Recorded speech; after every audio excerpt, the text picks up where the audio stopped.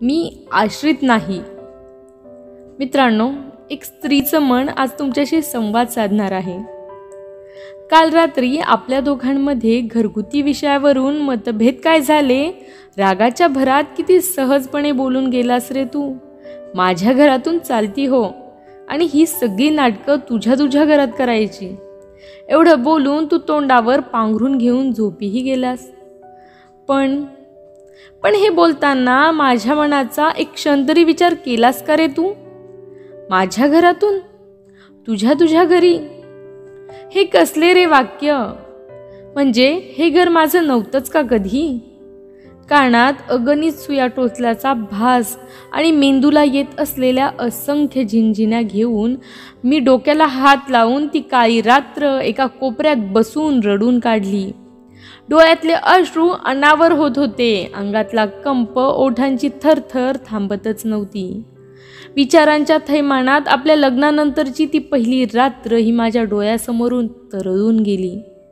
तुझ्या स्पर्शाने शरीराला आलेली ती पहिली शिरशिरी, अनामिक भीतीने झालेली ती ओठांची थरथर, काय गोड क्षण होते ना ते. पण आजच्या कंपनामध्ये आणि तेव्हाच्या कंपनामध्ये जमीन आसमानाचा फरक होता रे. हो, जमीन आसमानाचा फरक. गोड क्षण कधी कडू झाले हे समजलंच नाही. काय चुकलं होतं रे माझं? तू चुकला होतास असंही मी म्हणणार नाही. मान्य आहे मला, तुला सर्व बाजू सांभाळाव्या लागतात. आई वडील, भाऊ बहीण, बायको या सर्वांमध्ये समतोल साधताना तुझी कसरत होते, मलाही दिसतंय ते. तू कित्येक वेळा मला म्हणाला होतास की जरा समजुतीनं घे, थोडं ॲडजस्ट कर. केलं ना रे तुझ्यासाठी ॲडजस्टमेंट? नाही केलं का?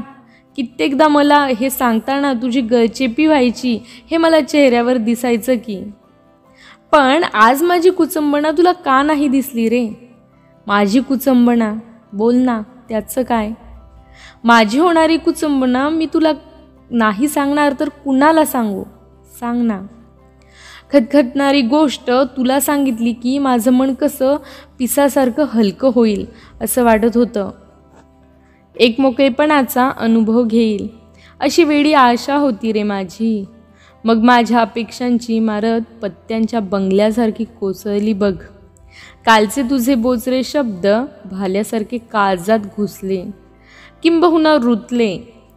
कसं काय बोलू शकला रे तू हे जहाल वाक्य? फक्त तुम्हा सर्वांसाठी, खास करून तुझ्यासाठी मी माझं घर सोडलं.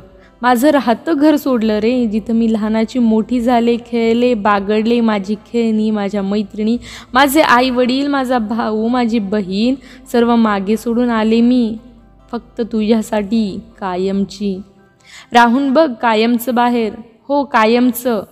मी आले तुझ्यासाठी तसं, अगदी तसं, तेही एकटं, सर्व सोयींनी युक्त, एका सोन्याच्या पिंजऱ्यात पावलोपावली अपमान करून घेत, कोणत्याही मोबदल्याची अपेक्षा न ठेवता. राहू शकशील? जमेल? सोपं नसतं रे ते, माझ्यासाठी तर नक्कीच नव्हतं. तरी मी आले सर्व सोडून फक्त आणि फक्त तुझ्यासाठी. पण हे सर्व सोडताना आणि एक महत्त्वाची गोष्टही मी सोडून आले तुझ्यासाठी, जी तुझ्या नजरेला कधी आली का रे? माहिती आहे ती कुठली? माझा स्वाभिमान. ठेवलाय मी तो कायमचा तुझ्या घराबाहेर. कधीतरी जाऊन शोध घे त्याचा, बघ सापडतंय का ते तुला. आणि हो, जरा बघ, मळून फाटलंय ते, किती घाण झालंय. अपमान, थट्टा, चेष्टा, टर यासारख्या असंख्य शितोड्यांनी. बघशील ना रे एकदा माझ्यासाठी? आणि हो, जमलंच तर आणखी एक कर माझ्यासाठी. मला या घरात बायको म्हणून स्थान दे, आश्रित म्हणून नको. कारण मी आश्रित नाही.